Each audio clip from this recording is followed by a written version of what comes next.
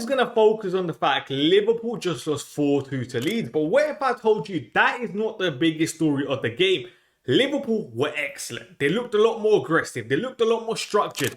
Iraola is getting a lot right now. Now, let's start with the biggest positive from today from a Liverpool point of view, which was the press. The press looked extremely well coached, something I know Liverpool fans want to see.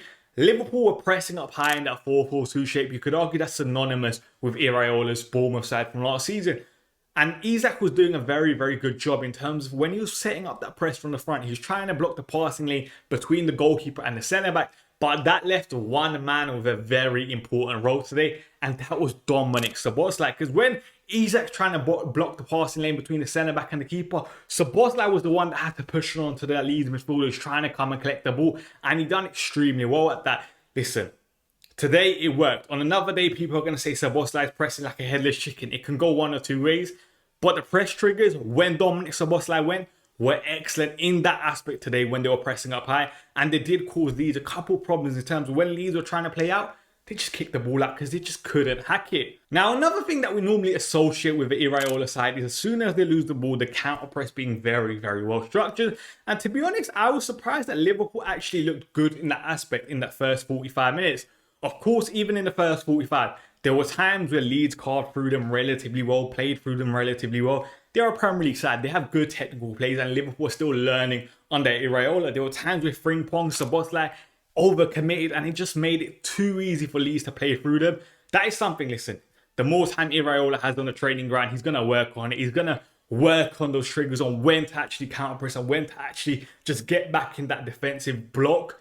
But there were a lot of positives in that aspect from Liverpool. Now, so far in this video, we've spoken a lot about team shape, but let's actually talk a bit more about the plays on show today, because as a rival fan, I was scared of some of the combinations on show, especially on the left-hand side with Rio Ingamo and Kirkis, because there were so many instances where they were combining relatively well. For example, this graphic here, you guys can see Ingamo has the ball, Kirkis is making the underlapping run. But literally 40 seconds later, Ingamo gets the ball and you can see Kirk is running on the overlap behind him. Listen, that partnership there could cause a lot of teams problems because they're so unpredictable in their ways. And let's see how that develops, because as a rival fan, that is looking very, very scary. Now, there's no way I could make a video about the game and not talk about Trey Andoni, because he was brilliant today. You saw the pass for the goal. That was almost Rodri-esque, his little ball to Frimpong, obviously for the worst goal. But overall, his level of performance really, really surprised me, because I've always said Liverpool are lacking that passer in midfield. You could argue Curtis Jones is that, but the other profiles in midfield are just not that. And he was recycling play very, very well today, looking very composed on the ball, which is something Liverpool needed.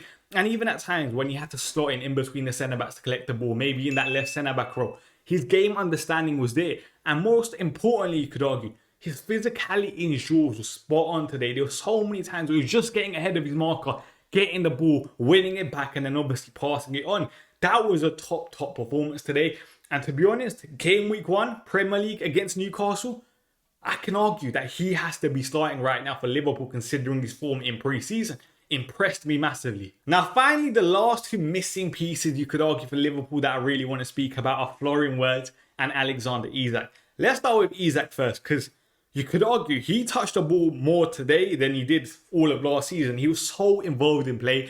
Some of the balls were being fizzed into him. Literally felt like the ball was coming at him at 100 miles per hour and he was just flicking it on. And it looked just so effortless for him. Listen, Isak is not a bad player. Whatever we saw last season, we're not going to see this season. And the combinations that we were starting to see with him and Wirtz were scary. Because you could just see what Liverpool are trying to build. And you can see a pattern of play that could be a regular occurrence. Which is the ball gets fizzed into Isak. Isak lays it off for Wirtz. Wirtz finds that runner in behind. Potentially a Bradley Barcola. And all of a sudden, you can see that becoming a common pattern of play for Liverpool in terms of creating those goal-scoring opportunities.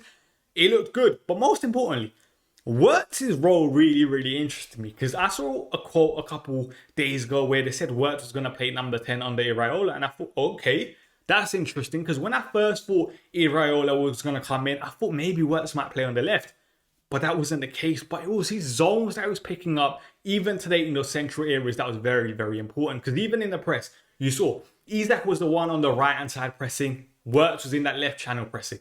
Even on the ball when Liverpool had possession, Wirtz was still in that inside left channel trying to find that pocket of space, which is where he's most comfortable at. And that's the areas you want Wirtz. Wirtz just weren't in those zones enough last season. And Iraola is clearly recognising that, which is a big positive from a Liverpool point of view. All in all, very, very good performance from Liverpool. So much to build up, whether it's the structure, whether it's the combination play.